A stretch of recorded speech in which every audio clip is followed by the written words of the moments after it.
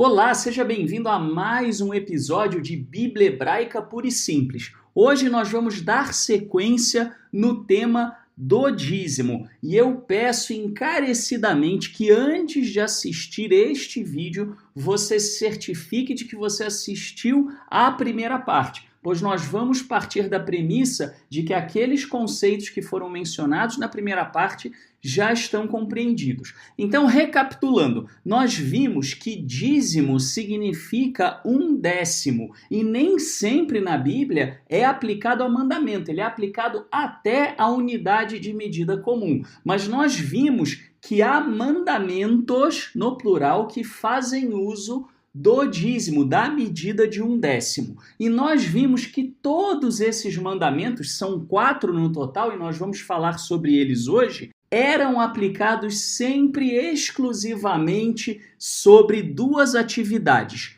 plantio, portanto agricultura, e a pecuária, a criação de gado. Jamais o dízimo era aplicado sobre outra coisa, jamais era aplicado sobre dinheiro, sobre lucro, sobre ofícios, sobre aquilo que a pessoa recebia de salário, sobre venda, sobre herança. Nem mesmo algumas atividades como caça e pesca você tinha dízimo. E a grande questão é por quê? Por uma razão muito simples, porque o dízimo tinha a ver com a posse da terra. Para plantar e para criar gado, você precisa de terra, você precisa ter um espaço, seja para a sua lavoura, seja para o pasto. Muito bem, o dízimo então ele se aplicava sobre isso e, portanto, ele se aplicava única e exclusivamente sobre a terra produtiva. Vamos falar então agora, nesta parte 2, sobre os 4 mandamentos que fazem uso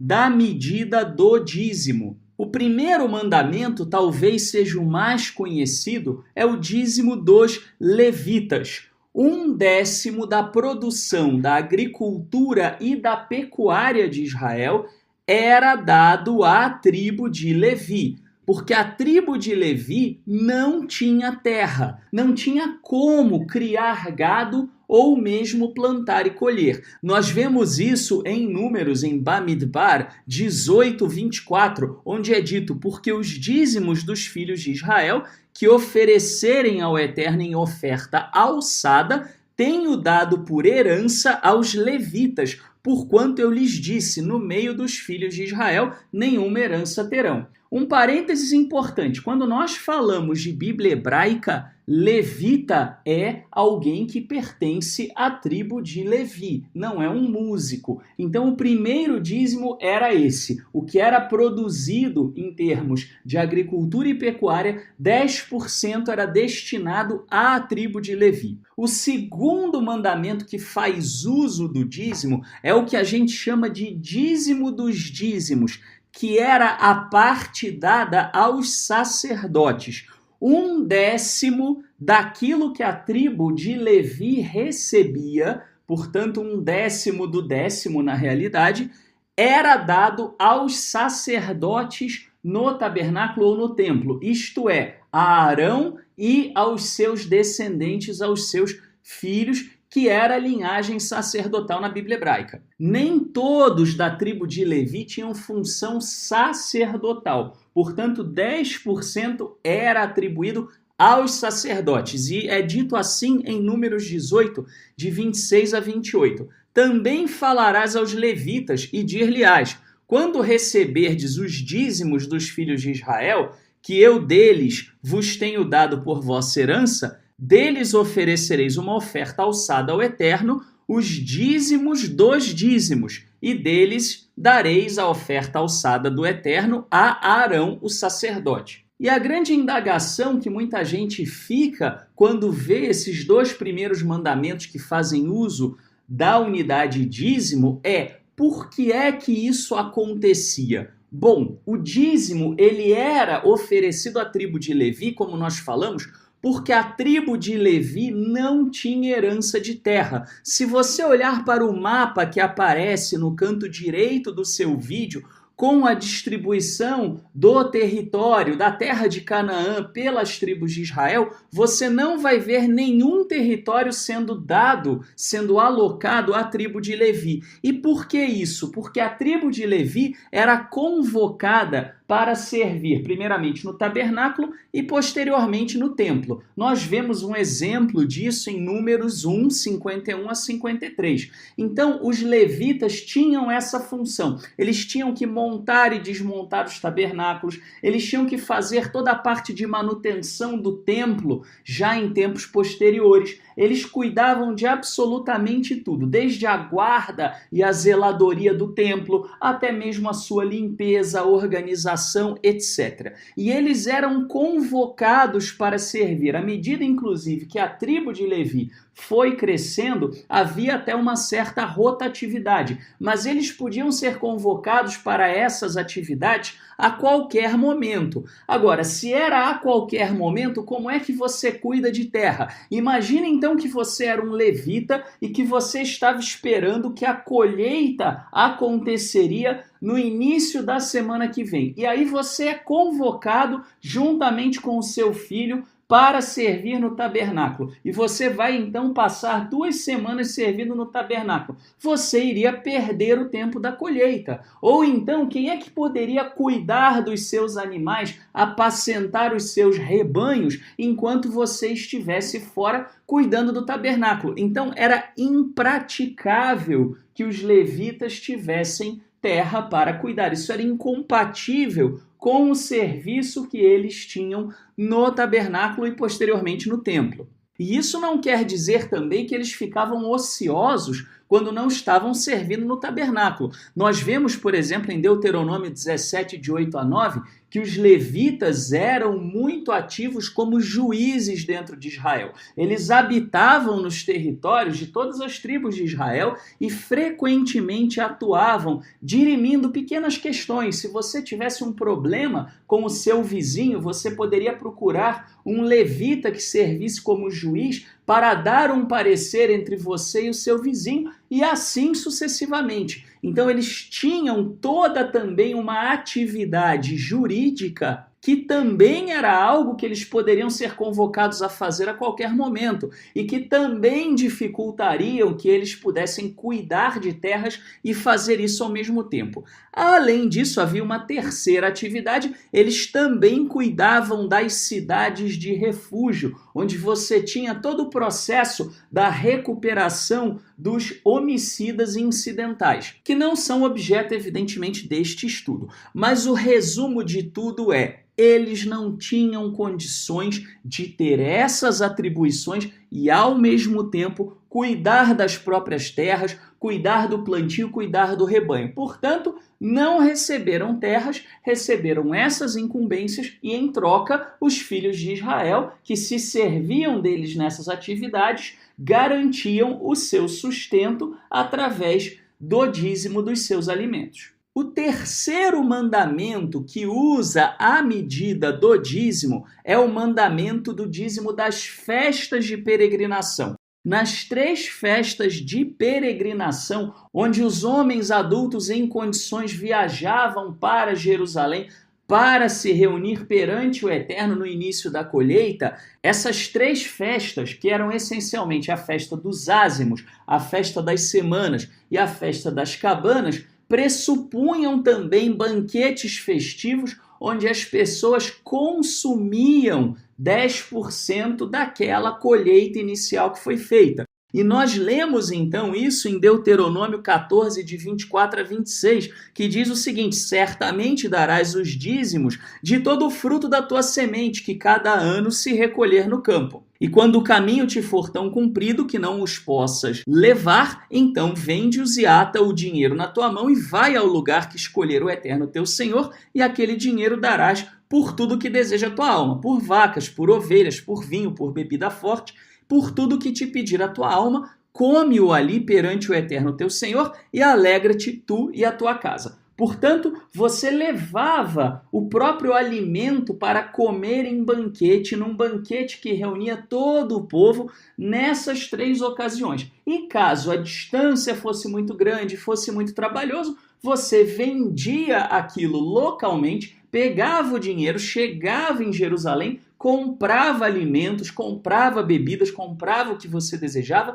para que vocês então pudessem se banquetear. E qual era o objetivo? O objetivo era uma grande confraternização do povo nesses momentos. Nos momentos de início de colheita, o povo então se reunia, se banqueteava alegremente perante o Eterno para comemorar o sustento, comemorar as bênçãos do Eterno e também para haver uma integração, pois todos comiam e não havia diferenciação de classes sociais. Nós lemos isso em Deuteronômio 12, de 17 a 18. Mas os comerás perante o Eterno teu Senhor, no lugar que escolher o Eterno teu Senhor. Tu, teu filho, tua filha, teu servo e tua serva, e o levita que está dentro das tuas portas, e perante o Eterno teu Senhor te alegrarás em tudo que puseres a tua mão. Os levitas também participavam, assim como as pessoas menos favorecidas que não tinham condições, também participavam desses banquetes cerimoniais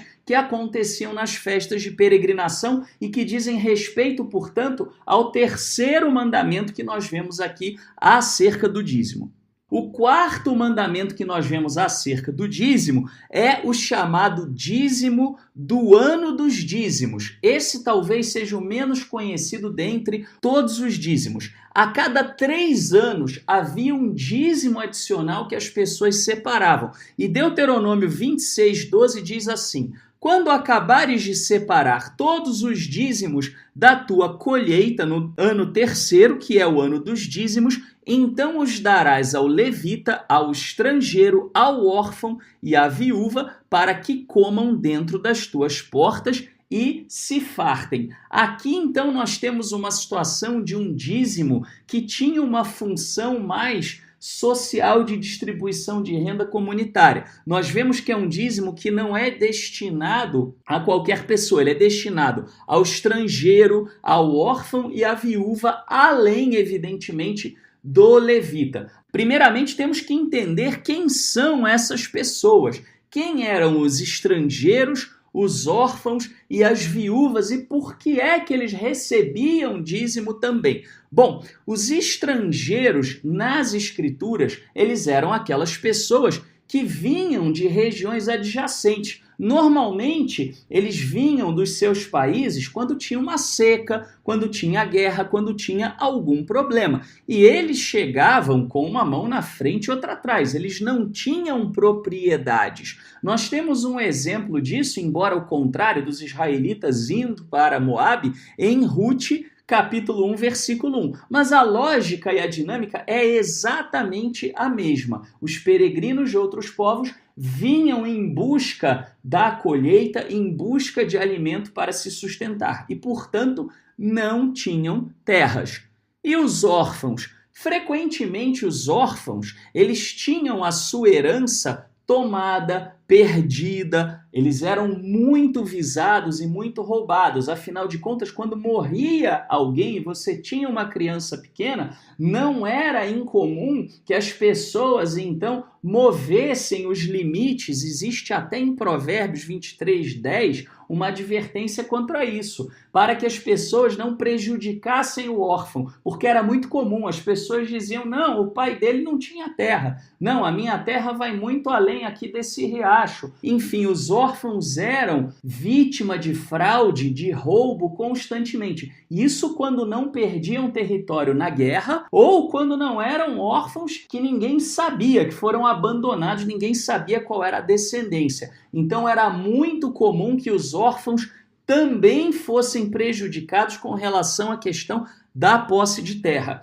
E as viúvas? No Oriente Médio Antigo, a terra geralmente era de propriedade dos homens. Nós vemos um caso extremamente interessante disso em Números 27:4, com as filhas de Seloferrade. A Bíblia, inclusive, foi um dos primeiros documentos a reconhecer posse feminina de terra, mas não era algo comum daquela sociedade. Portanto, uma mulher que ficasse viúva, aquela terra poderia ir para os herdeiros do seu marido e ela ficaria sem nada, sem nenhuma propriedade. Então, quando nós olhamos para essas categorias de pessoas, o que elas tinham em comum entre elas e o que elas tinham em comum também com os levitas, eram pessoas que não tinham terra e que, como não tinham terra, dependiam das outras para poder se alimentar e por isso essas pessoas eram agraciadas também com o mecanismo do dízimo. Quando nós olhamos então para a população média, nós vemos que as pessoas davam 3 dízimos, porque um deles, o dízimo dos dízimos, era extraído do dízimo da tribo de Levi. Então, as pessoas, de um modo geral, davam 3 dízimos. Jamais, então, é muito curioso, o dízimo totalizava 10% daquilo que a pessoa produzia. Apesar da palavra dízimo significar 10%, quando nós tínhamos, então, o acúmulo desses mandamentos, nós vemos que as pessoas, elas davam, na realidade, de 20% a 30% ao ano. Nós vemos, então, no primeiro ano, por exemplo, num ciclo de 3 anos, as pessoas davam 10% da produção de alimentos para os levitas e os outros 10% eram utilizados nas festas de peregrinação, totalizando 20%. Exatamente a mesma coisa acontecia no segundo ano. 10% ia para os levitas, 10% para as festas de peregrinação, conforme a leitura que nós fizemos. Já no terceiro ano, nós vemos também 10% para os levitas, 10% para as festas de peregrinação, e aí você tinha o ano do dízimo, que era a cada 3 anos, mais 10%, que era então esse dízimo comunitário que era dado às pessoas carentes. Ou seja, além de ser um erro atribuir o dízimo ao dinheiro, afinal de contas nunca foi, sempre foi sobre produção de alimentos, além disso também é um erro imaginar que esse percentual teria que ser 10%. Afinal de contas, esse percentual na realidade totalizava outra coisa completamente diferente. Mas e quanto à entrega do dízimo? Onde era feita? Para quem ela era feita? O que a gente pode falar a respeito disso a partir da Bíblia hebraica? Bom, o dízimo dos levitas, isso incluía o dízimo que era dado pelo povo e o dízimo dos dízimos que os levitas davam ao sacerdote. Só poderia ser dado no Templo de Jerusalém. Observe, Deuteronômio 12, 11 diz o seguinte: então haverá um lugar que escolherá o Eterno vosso Senhor para ali fazer habitar o seu nome. Ali trareis tudo o que vos ordeno, os vossos holocaustos, os vossos sacrifícios, os vossos dízimos, e a oferta alçada da vossa mão e toda a escolha dos vossos votos que fizerdes ao Eterno. Portanto, o dízimo não era entregue aonde a pessoa quisesse. O dízimo era entregue especificamente num lugar que o Eterno diz que ele faria habitar o seu nome. Que lugar é esse? O Templo de Jerusalém. Não havia outro lugar, portanto, onde se poderia entregar o dízimo à tribo de Levi. O dízimo das festas, a mesma coisa. Afinal de contas, eram festas de peregrinação. A ideia era justamente o povo ir ao tabernáculo, depois, posteriormente, ao templo, para poderem celebrar juntos na morada do Eterno. Nós vemos isso em Deuteronômio 12, 17, 18, onde é dito, inclusive, que é proibido que o povo comesse em algum outro lugar. Diz assim: dentro das tuas portas não poderás comer o dízimo do teu grão, nem do teu mosto, nem do teu azeite, nem os primogênitos das tuas vacas, nem das tuas ovelhas, mas os comerás perante o Eterno teu Senhor, no lugar que escolher o Eterno teu Senhor. E apenas para confirmar que lugar é esse que a Bíblia hebraica diz que o Eterno escolheu, nós temos Salmo 132, versículos 13 e 14, porque o Eterno escolheu a Sião, Sião que é um dos apelidos poéticos de Jerusalém, desejou-a para a sua habitação, dizendo: este é o meu repouso para sempre, aqui habitarei, pois o desejei. Em 2 Crônicas, capítulo 6, versículo 6, parte A, diz assim: porém escolhi a Jerusalém para que ali estivesse o meu nome. E também no 7,16 é dito: porque agora escolhi e santifiquei esta casa, para que o meu nome esteja nela perpetuamente. O Templo de Jerusalém era o lugar para onde esses dízimos deveriam ser levados.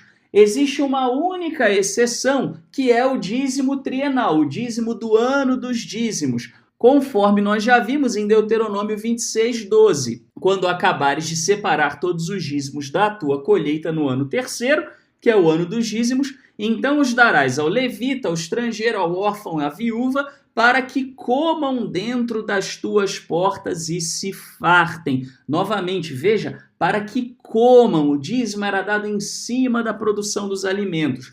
O único dízimo que a Bíblia hebraica autoriza a dar fora do Templo de Jerusalém é o dízimo trienal, o dízimo que era dado a cada 3 anos, e o objetivo desse dízimo era essencialmente o sustento de pessoas carentes. E quem nós podemos dizer que se beneficiaria desses dízimos? Quem é que poderia de fato recebê-los, fazer uso deles? Vamos olhar caso a caso. Primeiramente, o dízimo dos dízimos, que era o dízimo que a tribo de Levi entregava aos sacerdotes. Esse dízimo era dado exclusivamente aos filhos de Arão, a linhagem sacerdotal, e evidentemente os seus parentes próximos. Esposa, filha solteira que morasse na mesma casa, essas eram as pessoas que poderiam comer desse dízimo. O dízimo dos levitas, como o próprio nome indica, era distribuído para a tribo de Levi de um modo geral,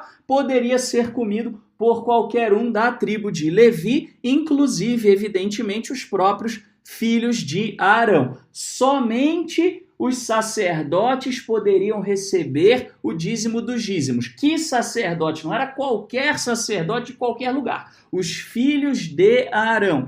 Quem poderia receber o dízimo dos levitas? Somente a tribo de Levi. E o dízimo trienal, quem poderia receber? Os levitas e também as pessoas carentes, os órfãos, as viúvas e os estrangeiros, que eram a camada que não conseguia produzir alimentos dentro da sociedade israelita. E o dízimo das festas? Bom, esse dízimo ele era consumido por toda a comunidade em um banquete festivo. Agora observe e note que é importante dizer que nem mesmo um rei de Israel ou um profeta, por maior que fosse, poderia se beneficiar de um desses 3 primeiros aqui mencionados. Mesmo o maior dos profetas, se não fosse da tribo de Levi, não teria direito a partilhar dos dízimos da tribo de Levi. No próximo episódio, nós vamos falar sobre sustento. Sustento dos profetas, sustento da obra de um modo geral, sustento do tabernáculo do templo. Mas aqui é importante ficar claro, eles não poderiam partilhar dos alimentos que fossem da tribo de Levi, se não pertencessem à tribo de Levi, por mais importantes que pudessem ser na obra do Eterno. Resumindo, portanto, o que nós vimos hoje, existem 4 mandamentos que utilizam a medida do dízimo.